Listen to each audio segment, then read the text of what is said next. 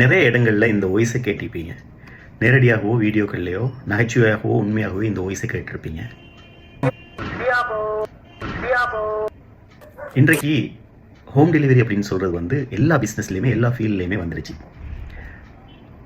ஆனால் ஹோம் டெலிவரின்னு ஒன்றும் ப்ரொஃபஷனலாக உலகத்தில் லான்ச் பண்ணுறதுக்கு முன்னாடி கிராமப்புறங்களில் இருந்தாலும் நகரப்புறங்களில் இருந்தாலும் இந்த இடியப்பம் விற்கிறதோ வேறு வேறு மீன் கருவாடு அதுகளை விற்கிறதா இருந்தாலும் எல்லா ஊர்கள்லையுமே சைக்கிளில் பைக்குகளில் இருந்துக்கிட்டு தான் இருந்தது.